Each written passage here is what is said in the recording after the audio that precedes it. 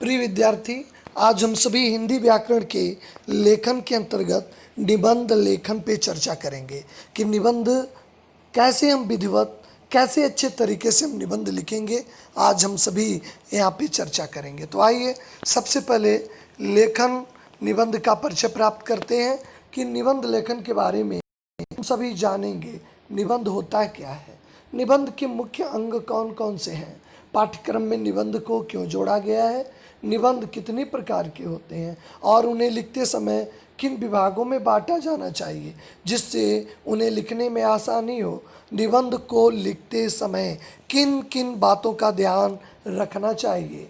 इन सभी प्रश्नों का जब आप अच्छे से समझ जाएंगे तो आप किसी भी निबंध को लिखने में कोई परेशानी नहीं होगी। यानी किसी भी परीक्षा में आपका निबंध आएगा तो आप निश्चित, चाहे 9वीं में, 10वीं में, आगे 11वीं 12वीं, कहीं भी किसी भी पाठ्यक्रम में आपको निबंध लिखने में कभी भी परेशानी का सामना नहीं करना पड़ेगा। तो आइए हम आज सभी इस पे विचार करते हैं, निबंध होता क्या है। निबंध, कई बार लोगों द्वारा ये प्रश्न पूछा जाता है कि आखिर निबंध क्या है और निबंध की परिभाषा क्या है। वास्तव में निबंध एक प्रकार की गद्य रचना होती है, यानी एक तरह का प्रोज ही होता है। कभी भी निबंध पोइट्री में नहीं होता है जिसे क्रमबद्ध तरीके से लिखा गया हो। निबंध किसी भी विषय के मुख्य विचार और नज़रियों का एक सुव्यवस्थित रूप है। निबंध किसी एक विशेष विषय पर आधारित होता है। निबंध जानकारी, विचार या भावनाओं के संचार का एक प्रबल माध्यम है। निबंध के द्वारा व्यक्ति अपने विचारों का संचार करने में समर्थ हो सकता है। निबंध लेखन आपको एक ऐसा सुअवसर प्रदान करता है जिससे आप अपने ज्ञान को दूसरे के सम्मुख प्रकट करते हैं। अगर निबंध की परिभाषा की बात करें, डिफिनेशन आप इससे, तो निश्चित तौर पे परिभाषा इसकी इस प्रकार है कि अपने मानसिक भाव या विचारों को संक्षिप्त रूप से तथा नियंत्रित ढंग से लिखना निबंध कहलाता है। दूसरे शब्दों में अगर बात करें, किसी विषय पे अपने मन के, यानी आपके मन में कोई भाव है, को क्रमबद्ध लिपिबद्ध तरीके से ही लिखना निबंध कहलाता है।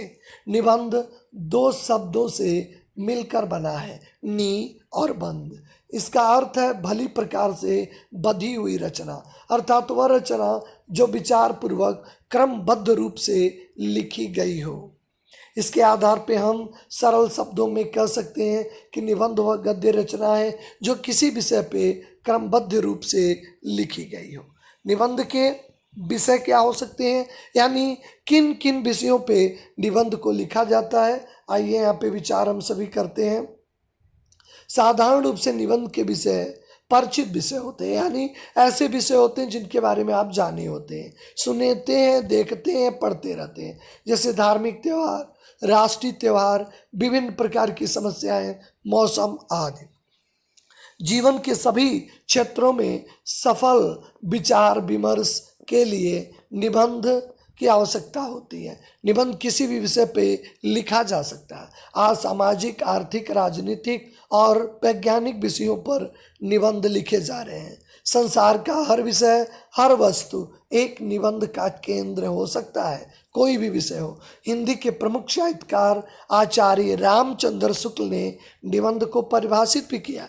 हिंदी के एक बहुत बड़े साहित्यकार हैं आचार्य रामचंद्र शुक्ल, परिचय के मोहताज नहीं है। जो हिंदी से ताल्लुक़ रखते हैं वो रामचंद्र शुक्ल को जरूर जानते हैं। ऐसे विशिष्ट व्यक्ति ने हिंदी को परिभाषित किया है। निबंध लेखन में लेखक अपने मन के प्रवृत्ति के अनुसार स्वच्छंद गति से इधर उधर फूटी हुई सूत्र शाखाओं पे विचरित करता है। उपरोक्त परिभाषा का अर्थ है कि निबंध लेखक के मन के प्रवृत्ति के अनुसार ही होना चाहिए। निबंध का लेखन स्वच्छंद गति पे आधारित हो, अर्थात निबंध ऐसा लिखना चाहिए लेखक का चिंतन, वैचारिक स्तर, विषय एवं विचारधारा स्पष्ट होती है। इसीलिए तमाम प्रतियोगी परीक्षाओं में भी निबंध पूछे जाते हैं। यहाँ तक कि भारत की सबसे प्रतिष्ठित सर्विस IAS में भी निबंध पूछा जाता है, जिससे आपकी वैचारिक स्पष्टता वहाँ पे हो सके। इसके अतिरिक्त लेखक को नदी के धारा के समान बहना चाहिए, किसी के मत से प्रभावित हुए बिना। यह अत्यंत आवश्यक है। लेखक का व्यक्तिगत परिचय स्वार्थ विषय वस्तु को प्रभावित न करे। जरूरी नहीं है कि आप जो भी लिखें वह सभी को स्वीकार्य ही हो। जरूरी है आप निष्पक्ष होकर लिखें, क्योंकि निष्पक्षता ही किसी भी निबंध की प्रथम और अंतिम कसौटी है। जो बातें हैं, जो तथ्य है, किसी का पक्ष न लें। अगर आप राजनीति से प्रेरित होकर कोई निबंध लिख रहे हैं देश की राजनीतिक हालत पे, तो किसी पार्टी विशेष के लिए नहीं, किसी समुदाय विशेष के लिए नहीं, आपको स्वच्छंद होकर निष्पक्ष होकर आपको लिखना होता है निबंध। एक अच्छे निबंध लेखन की यही पहचान होती है। आइए निबंध के अंगों पे विचार करें। पार्टा पे से निबंध के 4 अंग निश्चित किए गए हैं। पहला शीर्षक बहुत महत्वपूर्ण होता है। शीर्षक आकर्षक होना चाहिए, यानी हेडलाइंस। निबंध में पढ़ने की उत्सुकता पैदा हो सकती है। यदि आप परीक्षा में बैठे हैं तो आपको शीर्षक पहले दे दिया गया होगा, यानी जो शीर्षक होंगे, यानी किस पे आपको निबंध लिखना है, यानी 4-5 विषय रहेंगे, उसमें से एक आपको किसी भी परीक्षा में करना होता है। अधिकतर जो बोर्ड परीक्षाएं होती हैं, जैसे आपका आ गया कि मेरा प्रिय पुस्तक, मेरे आदर्श अध्यापक, मेरा देश, ग्लोबल वार्मिंग, किसी विषयों में एक विषय होता है, लेकिन आपको वह विषय चुनना चाहिए जो आकर्षक है, जिस पे आप अच्छा लिख सकें।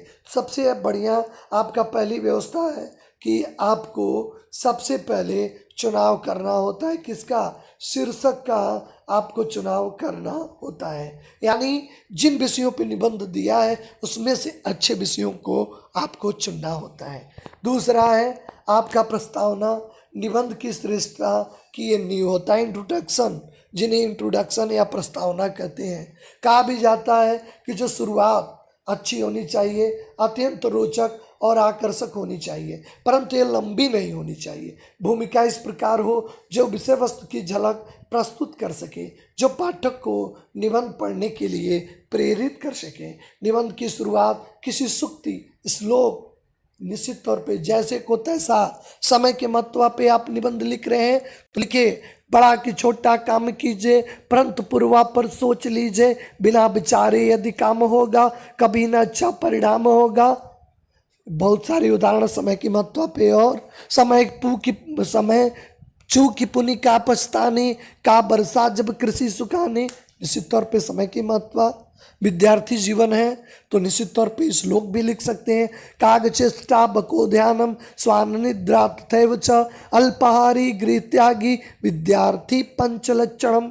आप भी विद्यार्थी की और महत्ता पे ये आपके निबंध को और भी आकर्षक बनाते हैं। ये बहुत नितांत आवश्यक है। कोई सूक्ति है, कोई श्लोक है, जैसे विद्यार्थी जीवन पे और भी आप लिख सकते हैं। सुखार्थिनो कुतो विद्या, कुतो सुखार्थिनो विद्या, सुखार्थिनो वा त्यज्यतम विद्या, वा विद्यार्थी त्यज्यतम सुखम। सुख चाहने वाले को विद्या कहाँ और विद्या चाहने वाले को सुख कहाँ। सुख चाहने वाले विद्या को त्याग कर दें और विद्या चाहने वाले सुख का। निश्चित तौर पर ये सारी चीज़ें प्रभाव उत्पादक को बढ़ाती हैं। ये पंक्तियाँ आपके निबंध को मजबूत बनाती हैं। आते से परीक्षक पर अच्छा प्रभाव पड़ेगा, जिससे विद्यार्थी को अच्छे अंक जो है प्राप्त करने में मदद मिलेगी।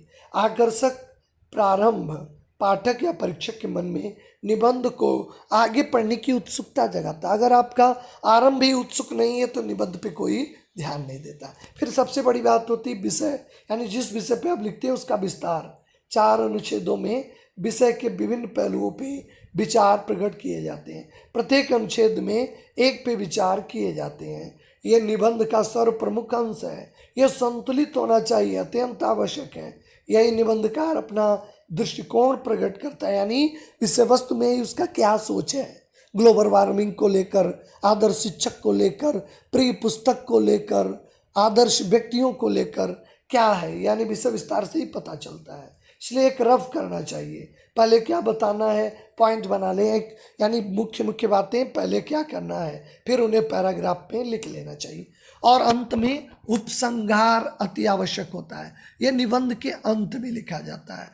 अंत भी बहुत, यानी शुरुआत के साथ साथ अंत भी महत्वपूर्ण होता है। एक अंग में लिखी गई बातों का सार एक अधिक अनुच्छेद में लिखा जाता है। इसमें संदेश भी लिखा जा सकता है, उपदेश भी, विचारों को उद्धृत करके कविता की पंक्तियों के माध्यम से भी आप समाप्ति कर सकते हैं कि उपसंहार कहता है निश्चित तौर पे समय की महत्ता या किसी विषय बंधु पे संघर्ष की कहानी पे आप लिख रहे हैं, तंत में लिख सकते हैं कि संघर्ष क्षेत्र है विश्व, यहाँ सिसकी भरना पागलपन है, चुपचाप गरल पी लेना मुस्का देना ही जीवन है। गरल का अर्थ है जहर, संसार में जहर को पी लेना ही अच्छा है। समाज तो बुरा है लेकिन उसे स्वीकार, बुराई को दबा देना, उस पे अपनी संवेदना या उस पे हमें सहनशीलता ही दिखाना उचित है। संघर्ष का ये क्षेत्र है विश्व। तो अंत में किसी न किसी पंक्तियों से आप कह सकते हैं जिससे आपका निबंध आकर्षक बन सकता है। निबंध के प्रकारों की अगर हम बात करें तो निबंध के प्रकार और उनके कई विभागों में बांटा जा सकता है जिससे लेखन सरल हो। विषय के 3 प्रकार के होते हैं। पहला वर्णनात्मक निबंध। आप देखते हैं बहुत सारे ऐसे निबंध होते हैं जो वर्णनात्मक होते हैं। कौन से निबंध वर्णनात्मक होते हैं? सजीव निर्जीव वस्तु पदार्थों का वर्णन निबंध कहलाता है, वर्णनात्मक निबंध कहलाता है। ये निबंध स्थान, दृश्य, स्थिति, व्यक्ति, वस्तु आदि को आधार में, यानी सजीव और निर्जीव जो भी वस्तुएं होती हैं वर्णनात्मक के अंतर्गत आती हैं। बात ध्यान देना है। वर्णनात्मक निबंध लिखने के लिए विषयों को निम्नलिखित भागों में बांटेंगे तो आपका बेहतर होगा। पहले उसकी कैटेगरी, श्रेणी, प्राप्ति स्थान, आकार प्रकार। अगर हाथी के बारे में निबंध लिख रहे हैं तो निश्चित तौर पे कहाँ मिलता है, उसका आकार प्रकार क्या है, स्वभाव क्या है, विचित्र बात क्या है, और फिर उपसंहार। और कोई मनुष्य है तो यानी आपके आदर्श शिक्षक हैं तो पहले उनका परिचय दीजिए, या उनका अतीत कैसा रहा है, उनका स्त्री कैसा रहा है, वंश परंपरा, यानी कि पिताजी भी अगर शिक्षक रहे हैं, कि कौन सी भाषा और कौन सा धर्म है, कोई उनका सामाजिक जीवन है। अगर किसी व्यक्ति के बारे में लिख रहे हैं तो इन चीज़ों का समावेश हो। अगर आप किसी स्थान के बारे में लिख रहे हैं तो स्थान कहाँ अवस्थित है, कहाँ पे स्थित है, नामकरण, इस स्थान का नाम क्यों पड़ा, इस स्थान का नाम पाटलिपुत्र या पटना क्यों पड़ा, इतिहास क्या है इस स्थान का, जलवायु कैसी है, यहाँ पे कौन सा शिल्प है, निर्माण है, यहाँ पे क्या क्या चीज़ का, अलीगढ़ है तो यहाँ पे ताले का व्यापार होता है, कौन सा जाति धर्म के लोग यहाँ रहते हैं, यहाँ पे इस स्थान पे कौन सी जगह है, वाराणसी है तो काशी विश्वनाथ मंदिर है, माँ गंगा है। यानी स्थान को ध्यान पे अगर है तो इन चीज़ों का वर्णन करते हुए उपसंहार कर सकते हैं। यदि आप निबंध लिख रहे हैं और उसका विषय वस्तु हो, यानी कोई थिंग है, कोई वस्तु है, सबसे पहले वो कहाँ, उसकी उत्पत्ति प्राकृतिक वस्तु है कि कृत्रिम है, यानी आर्टिफिशियल है, वो वस्तु कहाँ मिलती है, किस अवस्था में पाई जाती है, कृत्रिम है तो उसका इतिहास, और फिर आप उपसंहार। आप नेचुरल रिसोर्सेज की बात कर रहे हैं, अगर विषय आपका पहाड़ है तो आपका क्या करना है, सबसे पहले अगर हिमालय उसका परिचय, उस पर कौन कौन से पौधे उस पहाड़ पे जीव वन आदि पाए जाते हैं, कौन सी गुफाएं हैं, नदियाँ, झील, देश, नगर, तीर्थ आदि से अगर कोई संबंध है तो आपको लिखना चाहिए। अगर निबंध विवरणात्मक है तो अगर विवरणात्मक निबंध किस पे लिखे जाते हैं, ऐतिहासिक चीज़ों पे, पौराणिक चीज़ों पे, आकस्मिक घटना पे। याद रखना है विवरणात्मक, इस पे वर्णनात्मक सजीव और निर्जीव या वस्तुओं पे लिखे जाते हैं। लेकिन दूसरा प्रकार है ये पौराणिक पे लिखा जाएगा, आकस्मिक घटना पे निबंध लिखे जाते हैं। विवरणात्मक निबंध लिखने के लिए विषयों को बांटा गया। अगर ऐतिहासिक हो तो घटना और समय, हल्दी घाटी के युद्ध का वर्णन कर रहे हैं तो कब वो लड़ा गया, उसका स्थान, कहाँ पे लड़ा गया, उसकी ऐतिहासिक पृष्ठभूमि, उस लड़ाई का क्या कारण रहा है, अनिष्ट कोई घटना घट गई, कितने लोग मारे गए, या उस पर आप आलोचना, क्रिटिसाइज करना चाहते हैं तो लिख सकते हैं। अगर किसी का जीवन चरित्र हो तो उसका परिचय, माता पिता, कहाँ तक पढ़ा है, देश के लिए क्या योगदान है, उसकी मृत्यु कब हुई, या भावी पीढ़ी के लिए उनका क्या आदर्श है। अगर कहीं घूमने का, जैसे आगरा घूमने के पे आप निबंध लिख रहे हैं तो सबसे पहले आप परिचय देंगे, आरंभ करेंगे, किस समय आप यात्रा पे गए, यात्रा का विवरण देंगे, यानी क्या क्या किस जगह पे घूमे, यात्रा से आपको क्या लाभ हुआ, क्या हानि हुआ, उसका सामाजिक, आर्थिक, व्यापारिक एवं कला संस्कृति का वर्णन, और फिर आप जो है उपसंहार लिखेंगे। आकस्मिक घटना है, सबसे पहले उसका परिचय, ये घटना कब घटी, उसका विवरण और अंत, उसका क्या फल रहा है, फिर आपकी विचार यानी क्रिटिसाइज करिए, समालोचना, फिर समाज पे क्या प्रभाव पड़ता है। विवरणात्मक प्रकार का निबंध, जब किसी प्रकार विचारात्मक, पहला है वर्णनात्मक, दूसरा है विवरणात्मक और तीसरा आपका विचारात्मक। ये किसी के गुण, दोष, धर्म, फलाफल का वर्णन होता है। इस निबंध में किसी देखी या सुनी हुई बात का वर्णन नहीं होता है, इसमें केवल कल्पना, इमेजिनेशन, चिंतन शक्ति से काम लिया जाता है। विचारात्मक निबंध उक्त दोनों प्रकारों से अधिक श्रमसाध्य होता है, अतः वे इसके लिए विशेष रूप से आभास की आवश्यकता होती है। विचारात्मक निबंध लिखने के लिए दिए गए विषय को निम्नलिखित भागों में बांटना चाहिए। अर्थ, परिभाषा, भूमिका और परिचय निश्चित इस चीज़ों में बांटना चाहिए। अगर किसी सार्वजनिक, सामाजिक, स्वाभाविक या अभ्यासल्भ का कारण, संचय, तुलना, गुण और दोष का कोई दृष्टांत है तो दृष्टांत, उसका प्रमाण और फिर उपसंहार। ये निश्चित तौर पे इस बातों का ख्याल करना चाहिए। निबंध क्यों पाठ्यक्रम में शामिल किया जाता है? क्योंकि विद्यार्थी को विचार एकत्र करने का मौका मिलता है, विचार संतुलित करते हैं विद्यार्थी, विचार संतुलित करते हैं विद्यार्थी, और फिर भाषा उपयुक्त बनती है। निबंध से हमारी भाषा भी उपयुक्त बनती है, वैचारिक स्तर सुधरता है, सकारात्मक दिशा अपने विचारों को आप निबंध के द्वारा दे पाते हैं, फिर आप दृढ़ता से अपने विचारों को निबंध में लिख पाते हैं। किसी चीज़ का क्रिटिसाइज करना है तो आप कर लेते हैं। आप रटंतु तोता नहीं बनते, छोटे प्रश्न रहते हैं तो लिख सकते हैं। निबंध को कोई रट के नहीं लिख पाता है, समझ के लिखना पड़ता है। निबंध से लिखने के पूर्व संबंधित विषय का ज्ञान होना आवश्यक है। निबंध को क्रमबद्ध रूप से लिखा जाना चाहिए। निबंध में भाषा शैली ये रोचक होनी चाहिए। निबंध में वाक्य छोटे तथा प्रभावशाली होने चाहिए। निबंध शॉर्ट होना चाहिए, अनावश्यक बातों को नहीं लिखना चाहिए। निबंध के नियम और विराम आदि चिन्हों का प्रयोग करना चाहिए।